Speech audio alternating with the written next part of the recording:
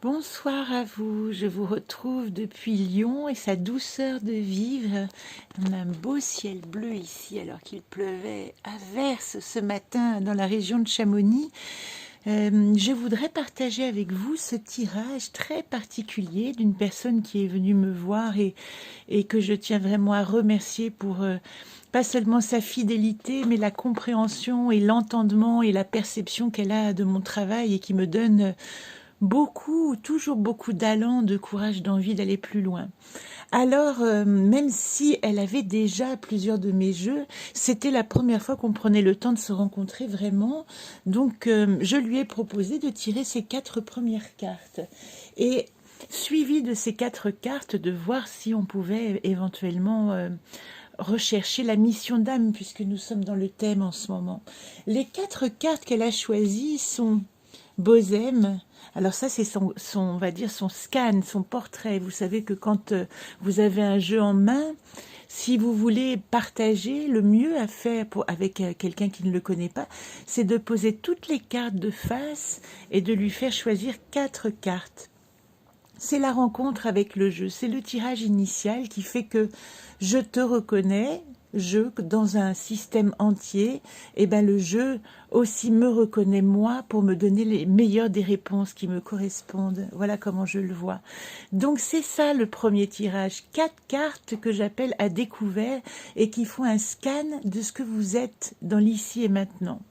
Donc pour cette personne, elle avait dans l'ici et maintenant l'enfant intérieur bien actif. Ça veut dire que c'est vraiment lui qui est en quête, en tout cas quand il va chercher des informations sur lui-même.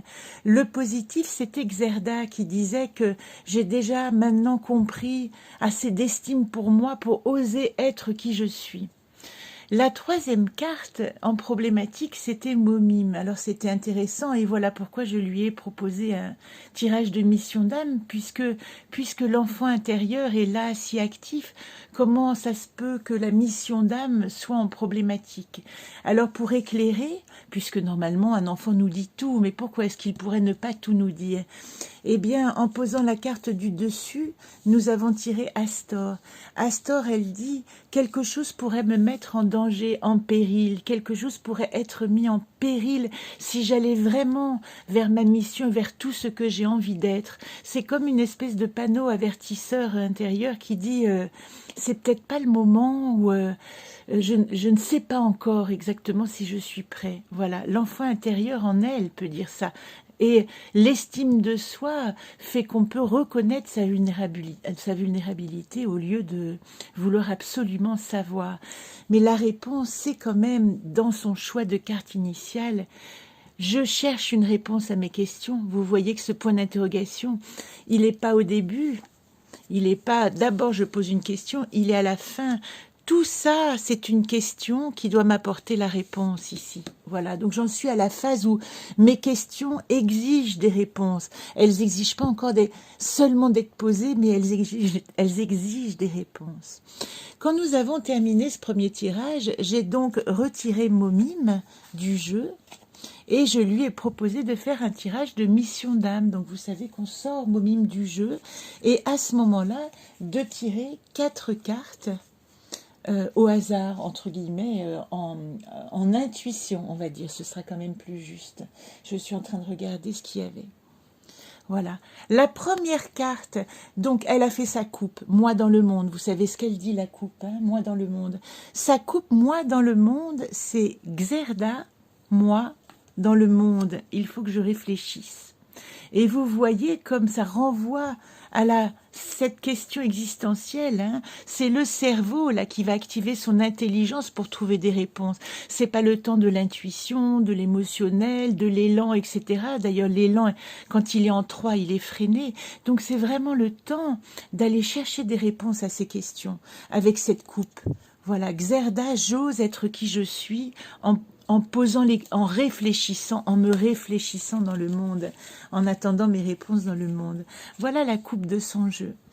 Après, en première carte, ça c'est quand même, le tirage était magnifique et nous avons beaucoup ri, puisque son premier tirage, où j'en suis avec mon enfant intérieur à l'heure actuelle, eh bien ça a été la même carte, si vous vous rappelez, qu'elle a choisie en première place pour son tirage initial. Ça veut dire que son enfant intérieur, lui, il sait exactement où il est. Il sait tellement exactement où il est qu'il a activé dans les atouts, c'est la deuxième carte qu'elle a tirée. C'est lui, son enfant intérieur. Il a foi en l'accompagnement de l'invisible. Donc la restauration, je dirais par rapport à la mission d'âme, c'est vraiment ma foi profonde que j'avais enfant, que j'ai ressentie enfant. Elle est juste et c'est à ça que je dois me relier pour avancer vers moi-même. D'autant plus que, seconde coïncidence, si je ne me trompe, nous avons eu Astor. Astor était déjà... où est-ce qu'il était tout à l'heure? C'était l'enfant magique. Astor, il était en problématique. Vous vous rappelez, dans son tirage initial, on avait Momime en problématique, la mission d'âme aussi, et Astor était venu par-dessus. Et ici, qu'est-ce qui se passe? La mission d'âme, puisque c'est notre carte sortie, elle ne peut pas ressortir, mais à nouveau ressort exactement la même carte qui était dans son tirage initial. Ça veut dire déjà une chose, c'est que cette personne, elle se connaît, elle sait qui elle est et où elle va. Elle a déjà beaucoup d'informations. Alors qu'est-ce qui manque à l'information pour qu'il n'y ait pas cette sensation de mise en danger de quelque chose, de risque d'une certaine manière?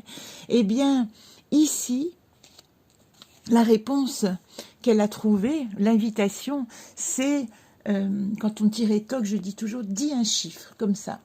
Elle a dit 28, alors 28, ça fait 10, parce que 28 propositions, c'est long, vous pouvez les détailler en 28, bien sûr, mais 2 plus 8, 10, et sur la table, depuis le début, traînait cette carte du tarot, et il se trouve aussi que c'est son chiffre magique, son chiffre qui résonne, de naissance, de symbole.